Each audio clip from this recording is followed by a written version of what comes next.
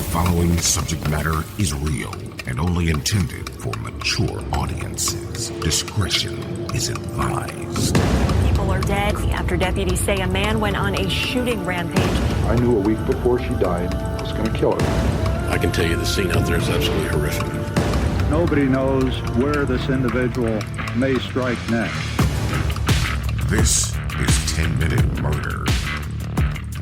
Welcome to 10-Minute Murder, brief and bingeable true crime.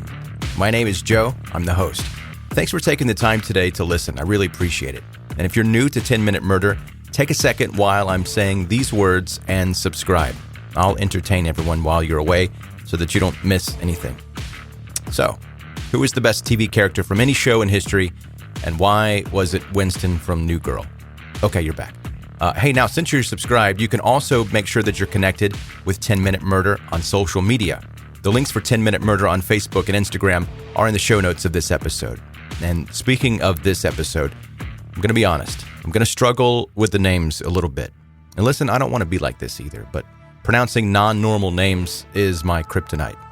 And side note, the subject matter of today is super dark and real devil worship-y, so heads up. On January 17th, 1998, 16-year-old Fabio Tollis and 19-year-old Chiara Marino suddenly disappeared. The couple had spent their Saturday night drinking beer and listening to heavy metal music at Midnight Pub in Milan, Italy. But they never made it back home. Authorities first thought that Fabio and Chiara had run off together, but their parents refused to accept that their children would just up and disappear.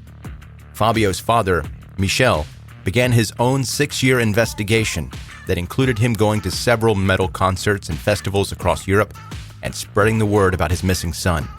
During his search, Michele became absolutely convinced that Fabio and his friends' group had not just been interested in playing black metal and death metal, but were also deeply obsessed with Satanism and the occult.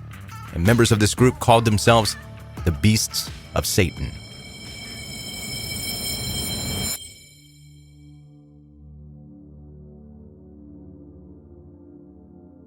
Finally, when Fabio's former bandmate, Andrea Volpe, was arrested in 2004 for the murder of his ex-girlfriend, Michele took his investigation findings to the police.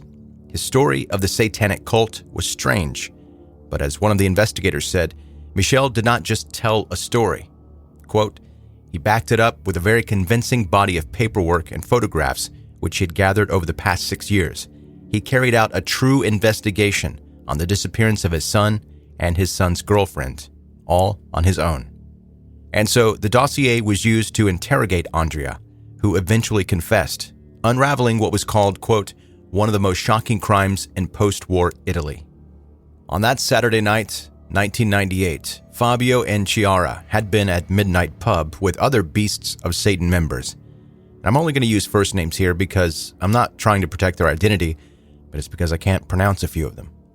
Andrea, who I just mentioned, was one of them, Nicola, Mario, Pietro, Mariangela, and several others. At some point, Fabio called his father saying he wasn't coming home that night. He just wanted to stay at his girlfriend's place, which was not very like him. However, soon after the call, the group actually headed into the woods near Somma Lombardo, about 30 miles northwest of Milan. In the forest, the Beasts of Satan members continued drinking and taking drugs. Some of the group already knew what was about to happen. Someone would be sacrificed as an offering to Satan, but nobody knew who until the very moment. As they gathered around the freshly dug pit, Andrea called out a name, Chiara Marino. One of the reasons why Chiara had been chosen to be sacrificed seemed to be Andrea's accusations of her being the reincarnation of the Virgin Mary. According to other members, Andrea also saw Fabio as a threat to his power in the sect and needed to teach him a lesson. As Andrea pulled out his blade, Fabio, who was a pretty big dude, at 6'2", 220 pounds, he moved to protect his girlfriend, but he was eventually overpowered by the larger group, stabbed with knives and beaten in the head with hammers until he could not fight back anymore. Chiara was a way easier target and was stabbed through the chest into her heart by Andrea before both victims were pushed into the pit. Some of the members dipped their cigarettes on Chiara and Fabio's blood before smoking them and dancing on their grave after filling the hole, laughing, "Now you're both zombies," Try and get out of this hole if you dare. But they weren't zombies, because that's not a real-life thing. They were just murdered in a hole. The next day, Andrea returned to the scene with several gallons of ammonia to make sure animals would not dig up the bodies. And nobody would, not for at least the next 6 years. 9 months after the double murder, one member of the Beasts of Satan was having a hard time. Andrea Bontade. And this is a different Andrea from the one before, so we'll call him Andrea B. Andrea B had been in the forest to dig the pit ready for the victims, but he refused to participate in the actual killings. Because of that, other members of the group bullied him and terrorized him about being weak. In September 1998, Andrea B was trying to get the sect to take responsibility for what they had done and go to the police. When they refused, Andrea B threatened to go himself, and unfortunately that threat most likely cost him his life. On the night of September 21st, 1998, the Beasts of Satan members were out partying, as they would do. At some point, the sect challenged Andrea B to drive his car as fast as possible to show he wasn't actually scared and weak. But the thing is, Andrea B's so-called friends had drugged him earlier with a cocktail of drugs, and he was extremely intoxicated. So Andrea B ended up driving his car into a wall, going 180 kilometers per hour, killing himself instantly. And that, by the way, is 112 miles per hour in American. Andrea B's death has officially been ruled a suicide, even though he was really another victim of the Beasts of Satan after posing a threat to the sect.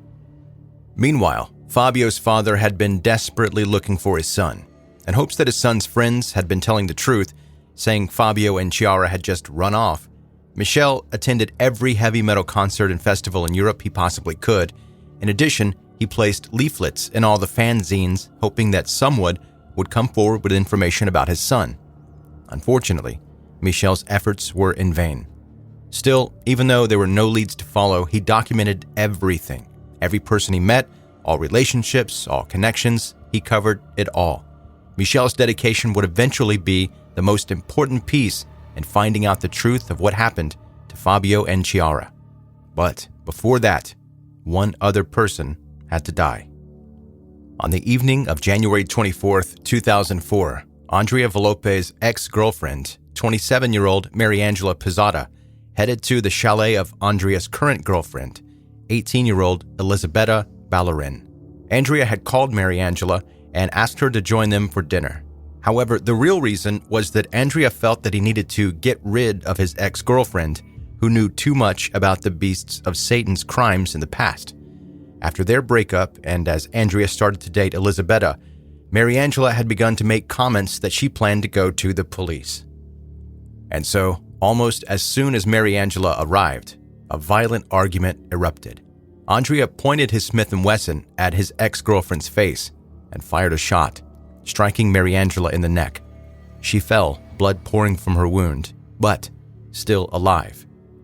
Unaware that he had not actually killed his victim, Andrea called the Beasts of Satan leader, Nicola Sapone, saying, "We're going to drink the beer."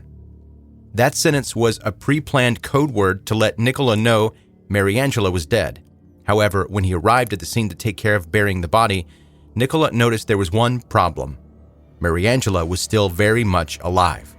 In a burst of anger, he screamed at Andrea, "This is disgusting. You don't even know how to kill someone." Mariangela was then hit several times with a shovel before the three buried her in a shallow grave. After that, Nicola returned home like nothing ever happened, while Elisabetta and Andrea decided to get rid of Mariangela's car. However, on their way to the river, Elisabetta, high on a mixture of cocaine and heroin, crashed the vehicle into a wall of a bridge. Nothing seemed to be going the way that they had planned, and when Andrea stopped behind Elisabetta with his car, he lost it. A man inside a building next to the scene called the police to let them know there was someone kicking and screaming at a payphone. And when police arrived, they found both Andrea and Elisabetta in such a state that they took them straight to the hospital. There, Elisabetta would keep going, telling crazy things like she and Andrea had just killed a woman. Even though the young woman was intoxicated and clearly out of her mind, authorities had to go and check and see if there was any truth to this crazy talk. The following day, it was very clear. Elisabetta had been telling the truth as police found the half-buried body of Mariangela at the Ballerin family chalet. Some accounts say she died because of shovel hits to the head, but it's very possible she was buried alive and died from suffocation after she inhaled soil.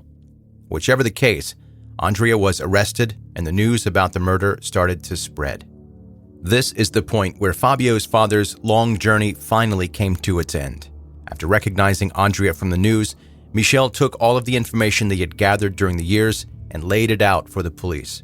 With all the evidence against him, Andrea quickly confessed to not just killing Mariangela, but also Chiara Marino and Fabio Tollis. He agreed to lead police where the couple had been buried 6 years earlier. And so Fabio and Chiara's remains were finally brought back home. Andrea also named all the other members of the Beasts of Satan. When questioned, Pietro confessed to having beaten Fabio in the head with a hammer. Another member, Mario, also admitted to a part in killing Fabio. On February 22, 2005, Andrea Volpe and Pietro Guerreri were found guilty. Andrea received 30 years for the murders of Fabio, Chiara, and Mariangela. The prosecutor had actually asked for only 20 years, but the judge gave him 30. Pietro was sentenced to 16 years for his role in the Fabio and Chiara murders. However, Mario was officially cleared of all charges as his part of the crimes was seen as secondary. 5 more group members went to trial in June 2005, including Elisabetta and Nicola, and were sentenced to between 24 years to life.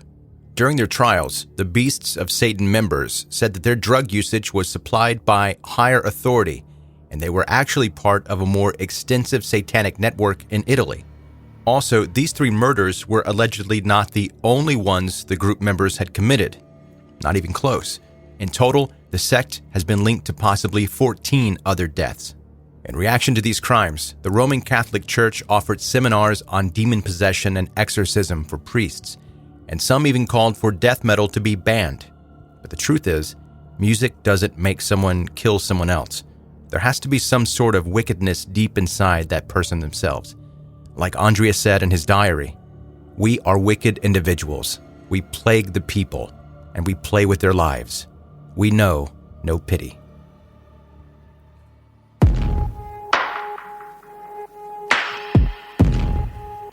That's today's 10-minute murder. Brief and bingeable true crime. Thanks for joining today, and thanks for subscribing to my little podcast here.